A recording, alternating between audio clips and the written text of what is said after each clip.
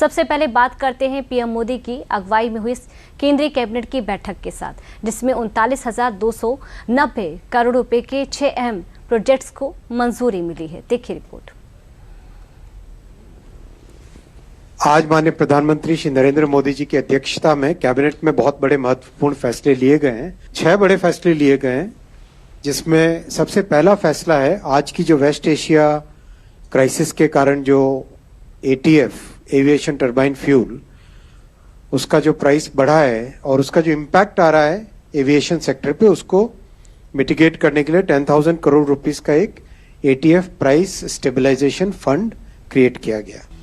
पश्चिम Asia में जारी तनाव के बीच एविएशन टरबाइन फ्यूल की बढ़ती कीमतों से जूझ रहे एविएशन सेक्टर को राहत देने के लिए केंद्र सरकार ने बड़ा फैसला लिया है। केंद्रीय कैबिनेट ने बुधवार को पीएम मोदी की अगुवाई में हुई मीटिंग में न सिर्फ ATF प्राइस स्टेबलाइजेशन फंड बनाने का फैसला लिया, बल्कि केंद्रीय कैबिनेट ने देश के बुनियादी ढांचे को मजबूत करने और विमानन क्षेत्र को वित्तीय झटकों से बचाने के लिए कुल 39,290 करोड़ रुपए के 6 अहम प्रोजेक्ट्स को मंजूर किया है।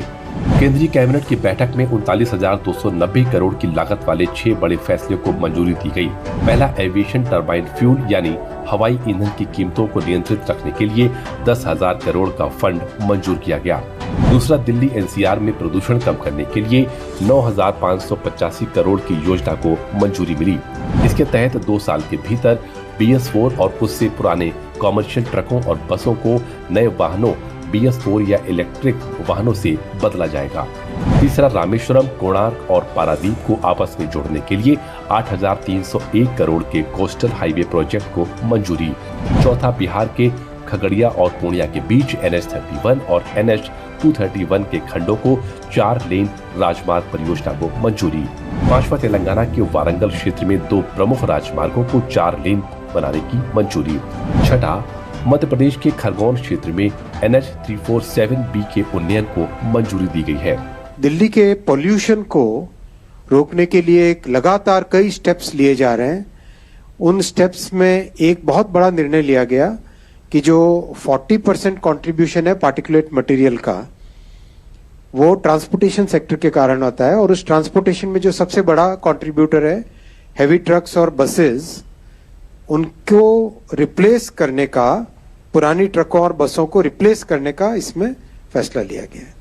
एविएशन सेक्टर को मिली बड़ी राहत हो या देश के इंफ्रास्ट्रक्चर को मजबूत करने के लिहाज से ये अहम प्रोजेक्ट्स हो, या फिर बात दिल्ली को प्रदूषण से निजात दिलाने के लिए लिए गए फैसलों की हो, केंद्रीय कैबिनेट ने इन तमाम फैसलों पर मुहर लगाते हुए ये साफ कर दिया है कि सरकार का पूरा फोकस देश की गति को तेज करने और पर्यावरण को सुरक्षित करने पर केंद्रित है, जिसका सीधा असर आने वाले वक्त में देश की एविएशन इंडस्ट्री की बैलेंस शीट, कॉमर्शियल परिवहन व्यवस्था और राज्यों की इंटरसिटी कनेक्टिविटी पर पड़ेगा।